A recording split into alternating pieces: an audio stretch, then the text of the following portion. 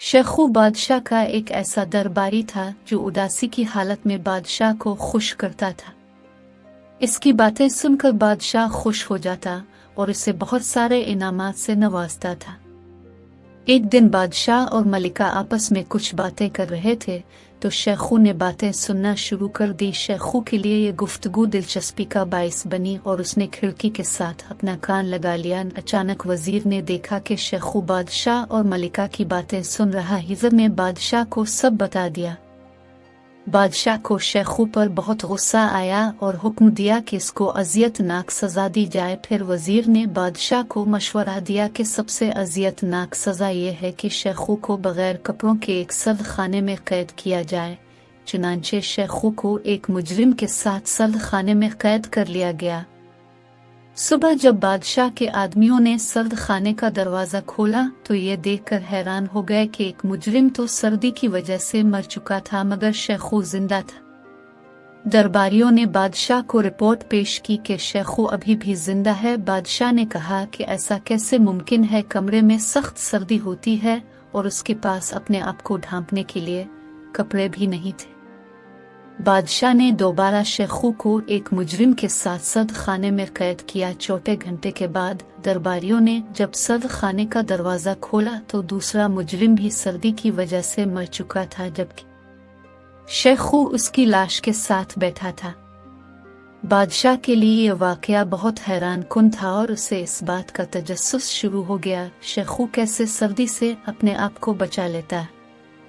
बादशाह ने तीसरे दिन भी शेखू को एक मुजरिम के साथ सर्द खाने में कैद किया और सर्द खाने की दीवार के एक खुफिया सुराख से मुशाहिदा करने लगा कि शेखू कौन सी तरकीब पर अमल करता है। सर्द खाने का दरवाज़ा बंद किया गया और बादशाह दोनों कैदियों का मुशाहिदा करने लगा। बादशाह ने देखा कि शुरू में दोनों कैदी बैठे रहे मगर जैसे ही सर्दी की शिद्दत में इजाफा हुआ तो एक कैदी कमरे ने कोने में सुकड़ कर बैठ गया, जबकि शेखू ने कैद खाने में पड़ा एक वजनी पत्थर उठा लिया और इससे वर्जिश करने लगा। इस तरह इसके जिस्म का दर्जा हरारत बढ़ जाता और इसे सर्दी महसूस के ना होती। फिर जब शेखू थक जाता तो थोड़ी देर आराम कर लेता और जब उसे सर्दी की शिद्दत महसूस होती तो दोबारा पत्थर उठाकर वर्जिश में मसरूफ हो जाता। इस तरह सारी रात इसने ये सिलसिला जारी रखा और सर्दी को मात देते हुए जिंदा रहा, जबकि दूसरा कैदी कोने में पड़ा रहा और सुकड़ कर मर गया। बादशाह शेखू की इस जहानत से काफी मुतासिर हुआ और उसको मजीद आजमाइश में मुब्तला कर दिया। बादशाह ने शेखू को एक कैद खाने में 30 दिन के लिए बंद कर दिया और खाना सिर्फ 3 दिन का ही दिया। 1 महीने बाद बादशाह ने जेल का दरवाज़ा खोला तो शेखू जिन्नत है और सलामत बैठा था और उसके कंधे पर एक तोता भी बैठा था। बादशाह ने पूछा, ये क्या माजरा है? खाना तो सिर्फ 3 दिन का ही था। शेखू ने कहा कि मैं एक दिन खाना खा रहा था तो रोशनदान में बैठा मुझे ये तोता नजर आया। मैंने इस तोते के आगे थोड़ा सा खाना फेंक दिया तो ये मीर अलिफ आदि हो गया।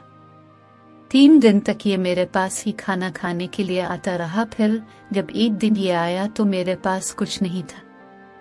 ये वापस चला गया और कुछ देर बाद एक खजूर तोड़ कर ले आया। बस इस दिन से इसे मालूम हो गया कि मैं उसका मोहताज हूँ। ये कोई ना कोई फल तोड़ कर मेरे लिए लाता रहा हत्ता कि 1 महीना गुजर गया।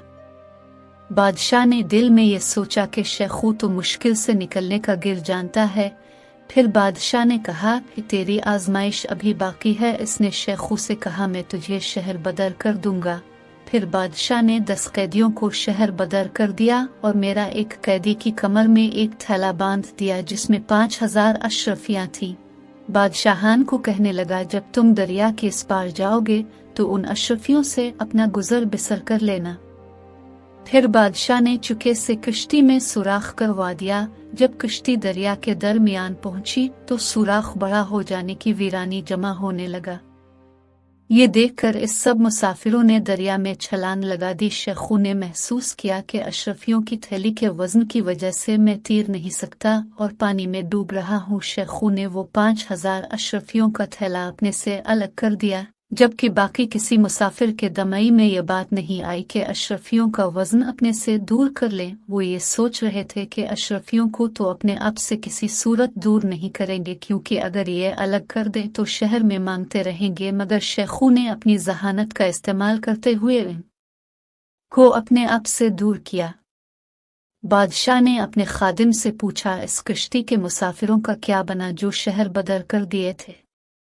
खादिम ने बताया कि शेखू के अलावा सब डूबकर मर के हैं। बादशाह ने सबके सामने कहा कि मैं जानता था शेखू जिंदा रहने का गिर जानता है। बादशाह ने शेखू को दरबार में बुलाया और कहा कि तुम्हारी आजमाइश अब खत्म हो चुकी है, और इससे ये हल्फ भी लिया कि आइंदा चुप कर किसी की बातें सुनने की कोशिश